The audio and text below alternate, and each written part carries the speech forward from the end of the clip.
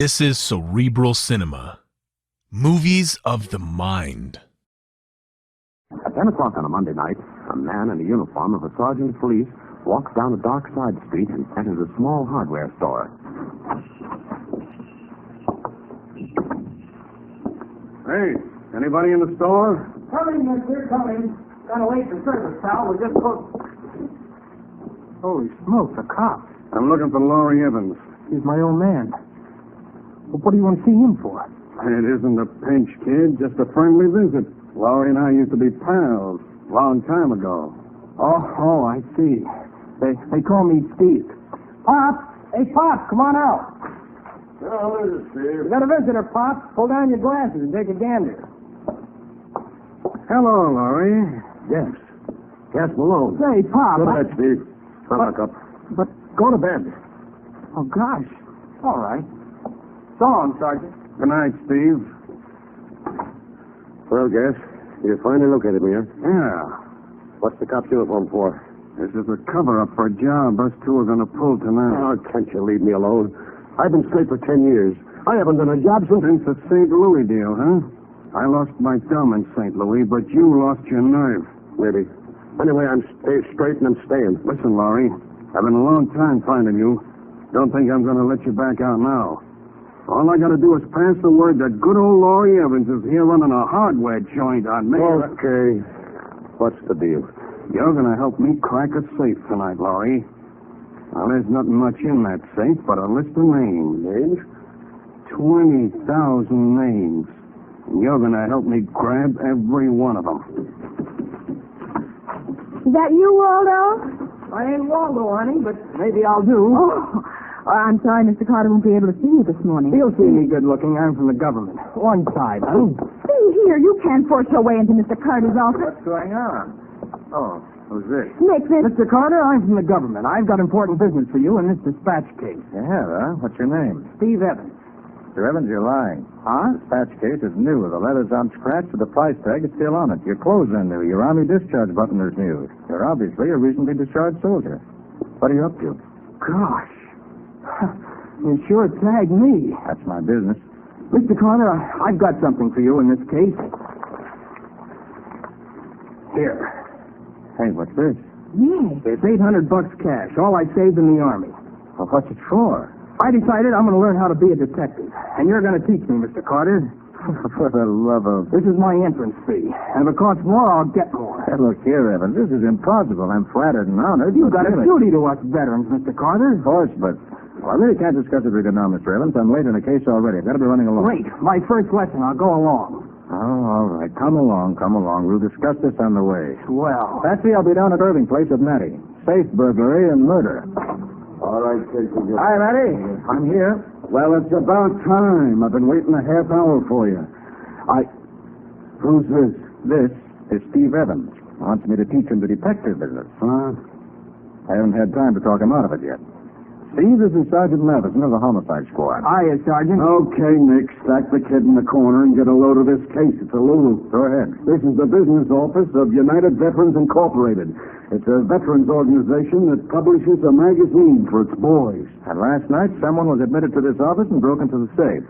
How do you know he was admitted? Neither the lock nor the door were touched. Oh. See the safe there and the body. Yeah, watchman. Slugged over the head and killed. Maybe he let the cook in and was double-crossed. Huh? Maybe. Now, what's peculiar about the case? One little hitch. There was $5,000 in a drawer in that safe, and it wasn't touched.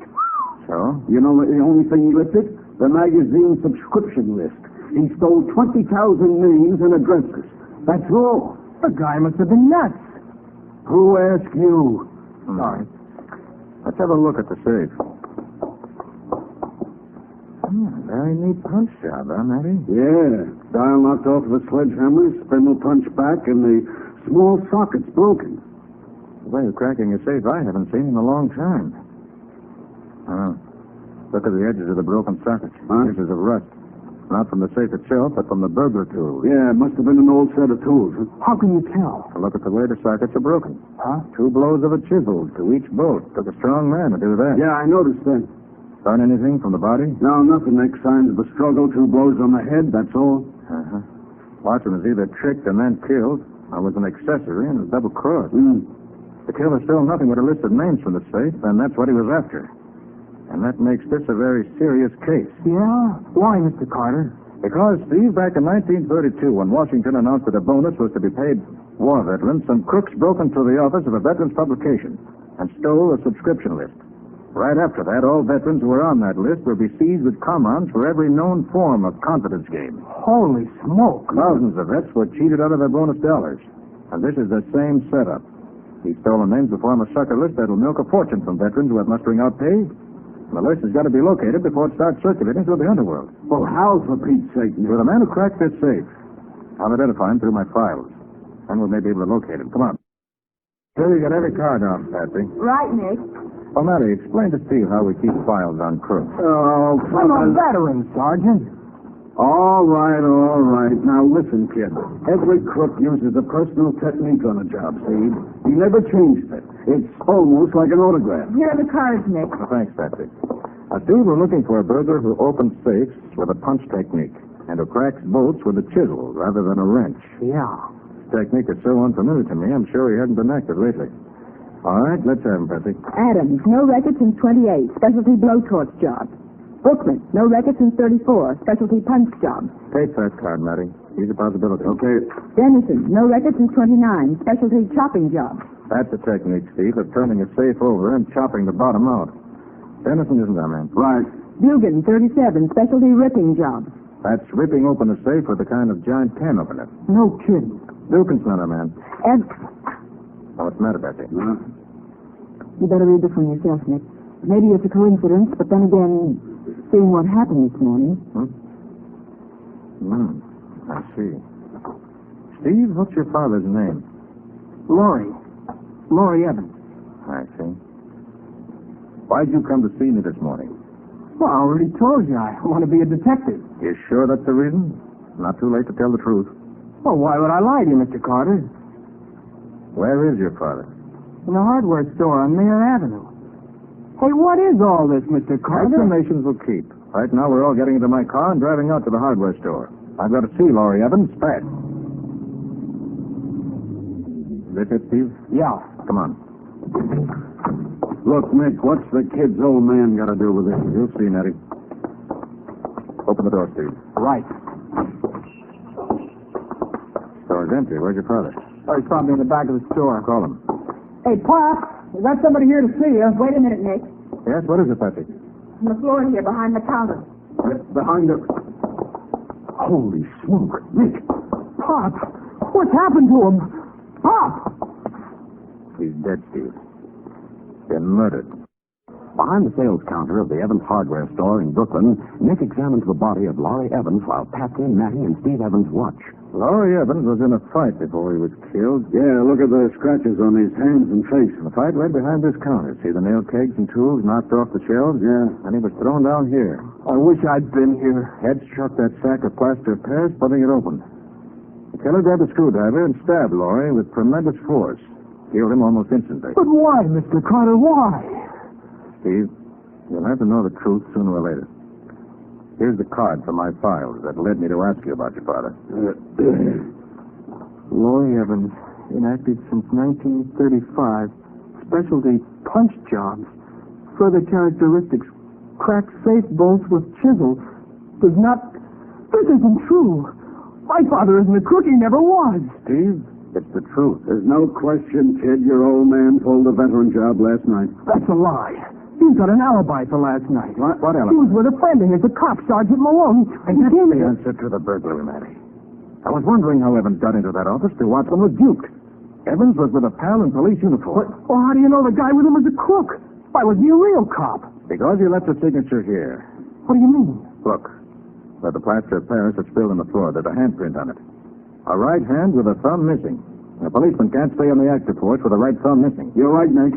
Maybe this Malone high-pressured your father into doing this job, Steve, but that isn't the important thing now. The important thing is to find Malone and the 20,000 names he's stolen before he peddles them to every crook in the country. Now, just a minute. Maybe Steve Evans fooled you, but he hasn't fooled me. Huh? Nick, I want to know why he came to you this morning after his old man cracked the safe at Irving. Oh, well, Matty, Well, that's Matt, Quiet. This is official, Nick. Look here. You can worry about a sucker list of 20,000 names. I'm worrying about 2 murders, and Steve Evans is my #1 lead. He's coming down to headquarters with me for a long talk. Now, how about it, Matty? Will you try it my way? Oh, it's the darndest scheme you've ever come up with, Nick. And if he is guilty... But, Sergeant, I swear I know. Well, Matty, all right, all right. What if it backfires? It won't, if Nick says it's okay. Now, Steve, listen carefully. Yeah. I've been telling you, Sergeant Matty, the only way I can see to locate Malone and those stolen names is for you to escape. So I gathered, but how do we work it? We'll pay you.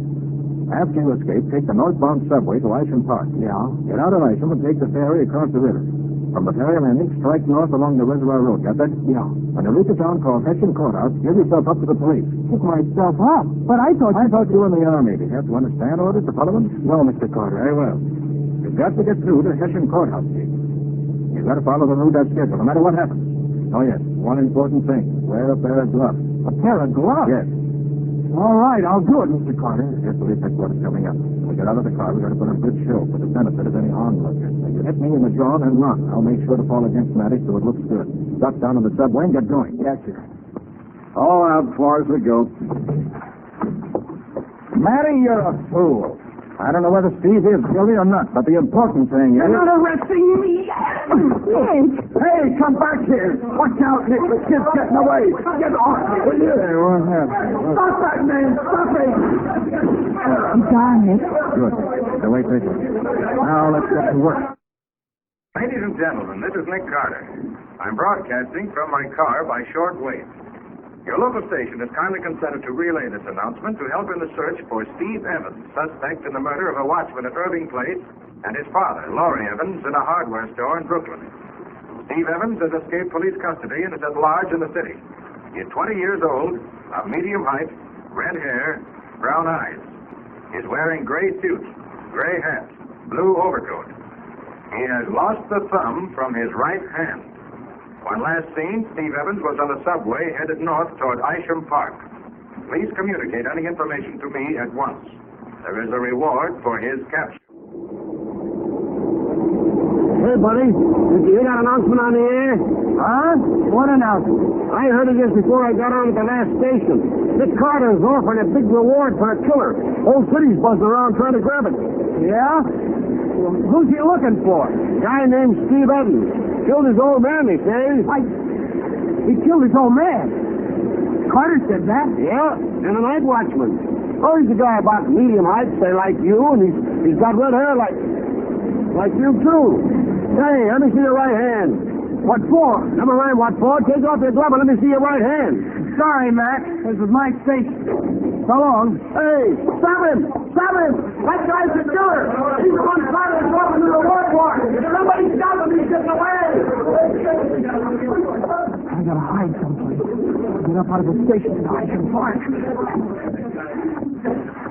It'll be dark soon. I can just hold out a little longer. Huh? Steve, over here, quick. Who's that? Patsy Bowen, Nick Carter's secretary. Get over here on the bench with me. Hurry up. But how did you... I was on the train with you. I got out ahead, but I heard the trouble. Steve, this is an emergency. Make like you're my boyfriend. Put your arms around me and keep your head down. Quick, here they come. Right. You see your guy go past here, a red-headed... For Pete's sake, can't people get a little privacy in a park? Yeah, a guy ran past you towards Broadway. Go chase him. All right, Steve, we can break it up now. Who's sworn? Get on the ferry and keep going. Follow Nick's orders. But he's double-crossing me. Telling people I killed my father and offering reward. Nick never double-cross anyone in his life. Just follow instructions, Steve. Keep going. Ladies and gentlemen, this is Nick Carter again. Steve Evans was last seen headed for the Isham Ferry and is probably attempting to cross the river and escape into open country. All officials and citizens in that vicinity are warned to keep a sharp lookout for a red-haired man with a thumb missing from his right hand. Hey, river's mighty pretty around dusk, hey, buddy? Yeah. Funny, ain't it? This here river looks so calm and peaceful, but there's a lot happening on it right now. There's armed guards on both sides. Yeah? How come? Ain't you heard? There's a killer trying to get across in this old ferry. Killed his own man, he did. Name is Steve Evans. Everybody's looking for him. Yeah? Yeah, Nick Carter himself is directing a search by radio. Have a cigarette? No, thanks. This is Steve Evans. He's a veteran. He's got red hair, and he... Hey, buddy. Yeah? Why are you wearing gloves? Well, because I'm cold, that's why. Well, I'd better be moving forward. The ferry's due to dock now. Just a minute, wise guy. You ain't tripping away so easy. On it again. I gotta find it. Hey, Evans. Steve Evans. Huh? This way, lad. What? I'm worried over the Carter's decision. Get into my truck here. Hurry up. Get under the canvas in the back. I'll guide you up the ferry. But Mr. McLean, I at the head of the tray. I'll cover for you. Keep this straight overboard. Right overboard! Right overboard! Jumped overboard! Ladies and gentlemen, this is Nick Carter again. After eluding capture by swimming ashore from the Asham Ferry, Steve Evans has made for the Reservoir Road and headed north. I want to warn all motorists against picking up hitchhikers. Please report any information to me immediately. I gotta keep going. I gotta keep on the edge of the courthouse. I promised Mr. Carter. Who's that? There's someone behind that tree. Oh, it's nerves again. Uh-oh. Car headlights come up the road. I better stuck in a ditch again.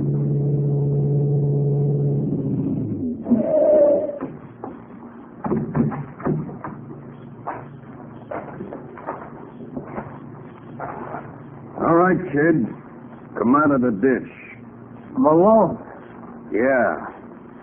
Gas Malone. How did you... I've been up and down this road a dozen times looking for you, kid. I've been listening to them Nick Carter reports like I was a cop myself. Listen, Malone. Come on. Get into the car. And no argument. This rod ain't a water pistol. Look, Malone. Get into the car, kid. I'm gonna drive you to my office. It's a quiet place where we can have a nice little talk. 30 minutes after Gas Malone picked up Steve Evans on the Reservoir Road, his car draws up before a small building in downtown New York. We're here, kid. Get out. Okay. And don't get funny, Steve. I'd just as soon drop you now as later. I'm not trying anything. Not as long as you've got that gun. Open the door. Go straight upstairs. You killed my father, Malone. Yeah, kid. His conscience started bothering him about the way I knocked off the watchman last night. It was all for phoning the cops. I had to shut him up. No hard feeling, kid. It was business. Yeah. Dirty business. Just like I got nothing against you, kid. Maybe you're a nice guy for all I know. Open the door. Go on in. No, kid. I got nothing against you. But you might make trouble for me. Listen, Malone. I got a nice setup here, see? Quiet little office. 20,000 names of ex-GIs. The hottest sucker list an operator ever got his hands on. And after I take the cream off the list, I can sell them names for 2 bits each. Why, there's 50 grand in this deal for me, and I sort of got to protect it. Listen, Malone, you don't have to kill Right me. now, the cops want you for the killings. I don't know how you got mixed up, and I don't care.